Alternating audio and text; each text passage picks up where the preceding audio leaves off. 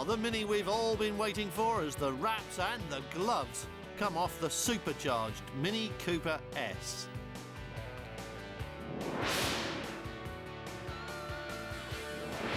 At last, you can have a look at Jaguar's new M5 Basher, the S-Type R, and this really is a car which can take the fight to BMW and win. Another BMW next, unveiled in Geneva last month as the convertible it will almost certainly never be. This is the 1 Series.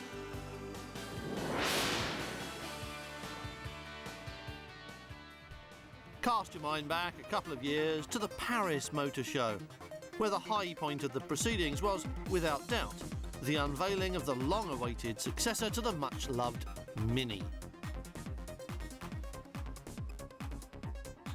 We were all looking through eyes that had recently seen and liked VW's evocative new Beetle, and we were hoping for something similar.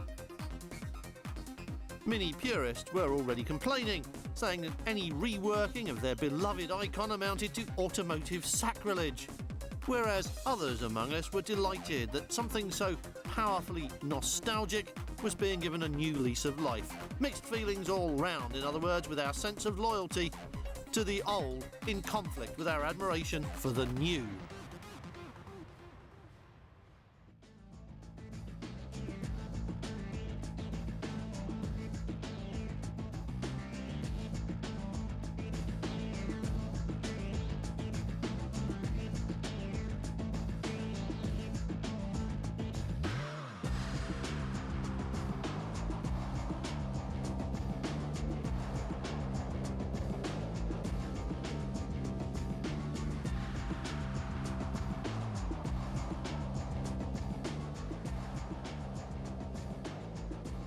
So the big question remains, could the young pretender ever take the place of the old king in our hearts? The answer, when you drive it, is yes it can. New Mini comes with all the virtues of old Mini, plus all the benefits of automotive technology from the last 40 years. Think about everything that's happened in that time and then think of all those benefits applied to the original Mini. Chances are you'll come up with something rather like this. Add in BMW-derived engineering quality and all of a sudden you're talking about a very likeable car. If the whole thing is about the subjective driving experience rather than re-examination of a style icon, then you should just forget about being in a Mini and concentrate on what it's like as a car, and the answer is, it's brilliant. What we all discovered right at the very start was that this is a good car and easy to like as soon as you drive it. And how much nicer might it be with more power? Mini 1 was followed by the Mini Cooper version, where the addition of an extra 25 horsepower clipped 3 seconds off the 0 to 60 time and adds 5 miles an hour to the top speed. But the best was yet to come, and here it is. The Mini we've all been waiting for, the supercharged Cooper S, a small powerhouse of entertainment that's almost impossible to criticise. Although there isn't a passenger grab handle in the roof, and most passengers will want one with most drivers. But anyway, with a price hike of 40% over Mini 1 and about 25% on the Mini Cooper, the S comes to you bristling with features and also looking fairly different. It's not just the pretty little air intake on the bonnet or the white roof with its distinctive spoiler. And you can pick out the deeper bumper mouldings front and rear, where the large bore exhausts become a design feature even before the engine is fired up, and you can hear the result of all the extra time spent on designing a resonator box that makes this Mini sound just like a Cooper S should. And the time and effort that went into getting that just right, not nearly right or close enough, but just exactly as it should be, that's typical of the entire car. It's a masterpiece of packaging too, especially the remarkably full underbonnet space. The addition of extras like a complex 6-speed gearbox of the kind normally only found well up the price scale, and that so effective supercharger, all that's put a premium on space that was already crowded. and obliged the designers to put the battery where we all know it properly belongs, in the boot. And you'll be delighted to hear that the supercharger does its stuff admirably, and the Cooper S cuts 3 seconds off the acceleration time of the Mini One, a second off the Cooper, and it makes that mid-range acceleration look so very, very easy. So the driving then, an experience which begins when you start the engine. Later on, that exhaust note sounds even better on the overrun, but we'll get to that bit in a minute. First, the handsome whine from the supercharger kicks in, and that not only sounds right, it delivers a smooth rush of power from 0 RPM onwards. It's a roots-type blower with an intercooler, and it's part of the reason the Cooper S has rather more power than the regular Cooper's 115 horses. 163 is the number we're dealing with here, and it comes from a compression ratio that's been dropped from 10 to 1 down to 8 to 1. A typical sign of BMW over-engineering the car for power and for reliability. So what we've got here is a car with 6, count them, 6 gear ratios, so there's always one that's just right for the job, plus enough torque spread across the rev range for lazy drivers among us to just press the pedal a bit further and not bother with all that strenuous gear changing. But you can always change gear just for the fun of it, if you're us.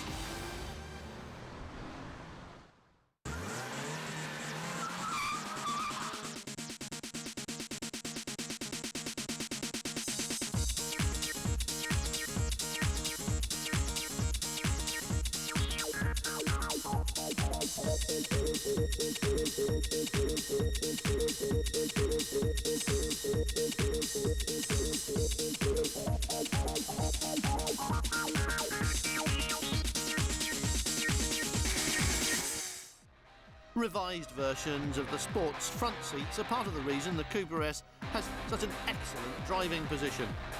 Low down inside the car with plenty of support and even more adjustment, including the steering wheel, you're perfectly lined up for the driving experience. And you know you're going to enjoy it because the ergonomics of the Mini are just so good.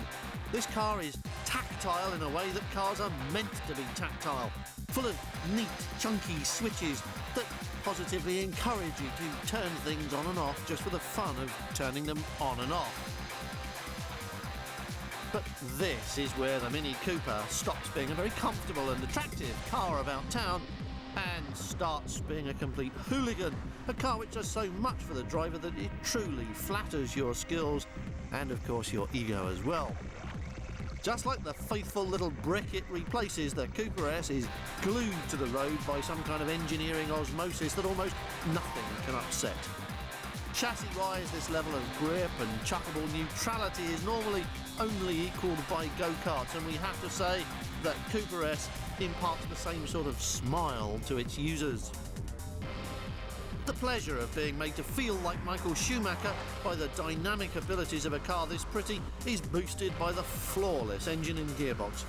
Though many people will tell you that BMW is BMW and Mini is Mini and never the twain, etc., a few seconds behind the wheel confirms that this is engineering by BMW, and the exhilaration of the engine is only slightly overshadowed by the perfection of the gearbox. It's a driver's car, and it needs to be, because we're up against the best here. Cars like the Clio 172, Civic R, and, on price if nothing else, the granddaddy Golf GTI.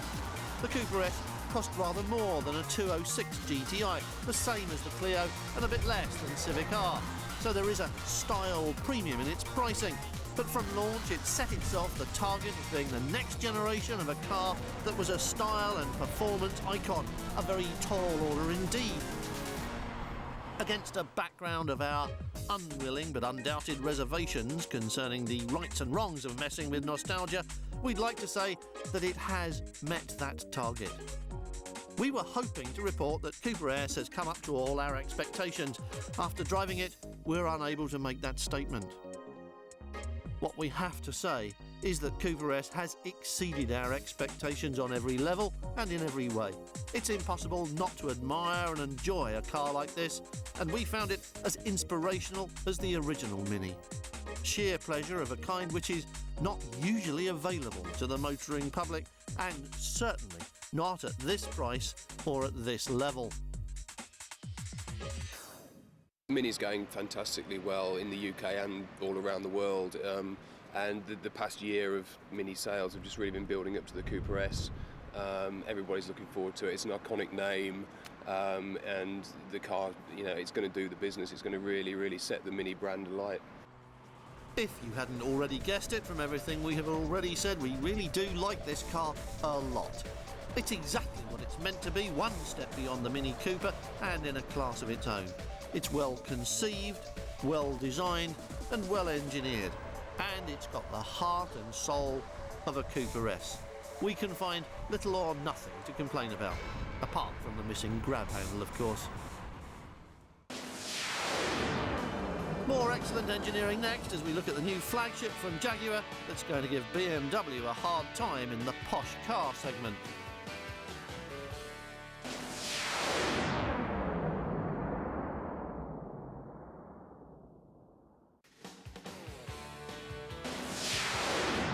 Unveiled at Geneva last month, BMW's new CS1 brings posh car engineering to the small car market, but first, posh car engineering in a posh car.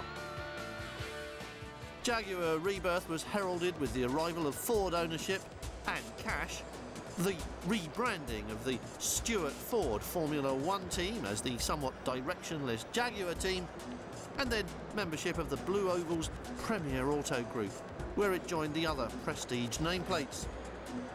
A new S-Type Jaguar was a long-awaited success, but the first hard evidence of Ford ownership came in the shape of the new Mondeo-based saloon car we saw at Geneva last year, the first Jaguar with four-wheel drive and, sacrilege, McPherson strut front suspension. Now, although the company fortunes hang on the showroom success of that model in a tough and, for Jaguar anyway, new market segment, the role of company flagship has been handled by the newish XKR sports car, a platform-sharing exercise between Jaguar and Aston Martin, another prestige nameplate under new Blue Oval management. That was handled very nicely, thank you, with Aston Martin managing to look like a car that cost twice as much as the Jaguar, and the XK managing to look like a sports car with all the attributes of a worthy successor to the legendary E. Now, all that is set to change, and in the same breath as Jaguar introduce a low-budget front-drive X-Type to tackle its 3 Series rival from BMW, the company has also unveiled the S-Type R, a high-budget performance saloon car which has set itself the toughest job in the marketplace, tackling the superb M5 head-on. Well, OK, that's not why it was designed and built. But if you're moving into this segment of the market, you need to be ready for the best that Mercedes and BMW have to offer, and when you're priced up around £50,000, that means the superlative M5 is within easy purchasing distance. But this is an area of the marketplace in which Jaguar has a history of moving very easily. And though we may all talk about E-Types and XK120s in hushed tones, this was the way Jaguar made its name in the immediate post-war era, with a range of excellent sporting saloon cars renowned for performance and handling, as well as clever engineering and build quality. The story began with the SS Saloon in 1936 and was continued with the remarkable saloons of the 50s and 60s, which combined elegance and engineering with superb engines. The classic 3.4 Mark II giving rise to the S-Type, last of an illustrious line replaced by the XJ6.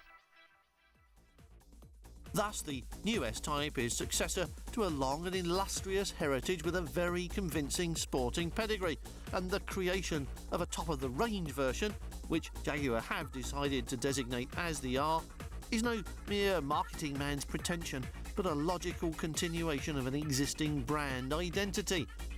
3 years after S-Type first appeared comes the 400 horsepower supercharged V8 Type R, chip limited to 155 miles an hour, accelerating from standstill to 100 miles an hour in little more than 12 seconds, at which point it would be right alongside an M5 if they were drag racing. Ironically, it does this courtesy of the same 6-speed ZF auto box you'll find in the new 7 Series Beamer, a gearbox which has been widely praised in terms which make it sound as if it has supernatural abilities. But at this level, everything needs to be that good, and the interior of the Jaguar has been heavily reworked to include the latest toys, including all the dashboard trickery of sat-nav and so on, as well as unseen comfort touches you will only properly appreciate on the longer journeys. Like, for example, electronically adjustable foot pedals. But at that point you'll probably be too busy appreciating the sheer brilliance of the driving experience to wonder at the clarity of the hi-fi or the perfection of the air conditioning system. Aside from the ease of dealing with traffic around town, there's the joyful simplicity of extracting maximum performance.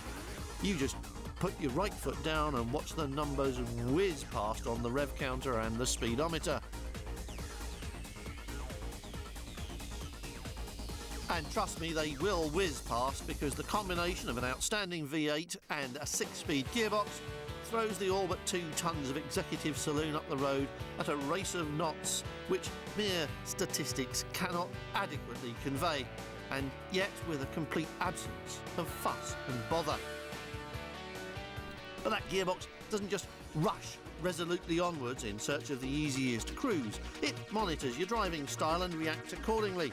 In sport mode, it locks out 6th gear and makes its seamless changes at higher RPM, but it also detects cornering when it prevents upshifts, holding the gear it's in until the car is well through the corner, letting you drive it as if it was a manual.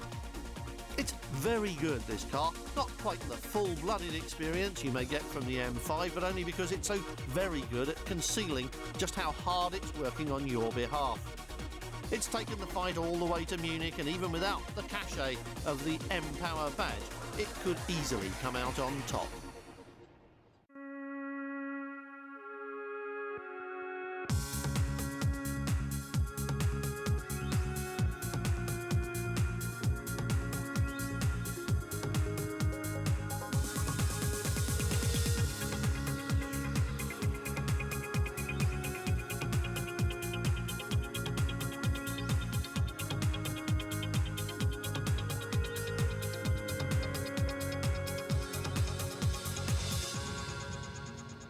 But if BMW suddenly finds itself under attack at the rarefied heights in which the M5 is accustomed to operating, it's also launching an attack of its own at the lower levels of the stratosphere, bringing, well, this is the plan anyway, bringing BMW style and engineering to a market segment normally cost and price conscious and therefore deprived of this kind of design and build quality.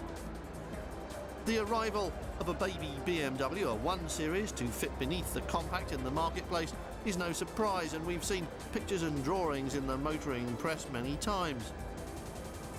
But at the Geneva show, BMW finally brought us the metalwork we've all been waiting for, although it seemed an odd decision to unveil the CS1 in a convertible form that will almost certainly never be available to buy. But on the other hand, the same could be true for just about every other feature of the CS1 concept car, because that's exactly what it still is, a concept. In the words of the official press release, this is merely a glimpse of the design philosophy which might characterise the exterior of a small BMW in the future. Not much to hang your hat on then. Created by Chris Bangle, the BMW chief designer, who is so often referred to as the controversial chief designer as if he officially had a 3-word job title, CS1 is recognisably BMW thanks to lights and grille and so on, and at the same time a long way from the conventional family face and shape.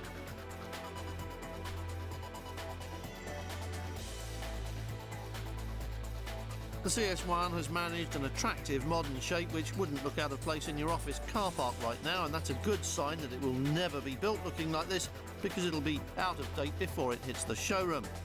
Fitting in between Mini and 3 Series, it will utilise the 1.8 4-cylinder with BMW's Valvetronic system, helping it to 115 horsepower. and it will also feature the paddle-operated sequential gearbox. And on the inside, the little convertible is as radical as it is outside.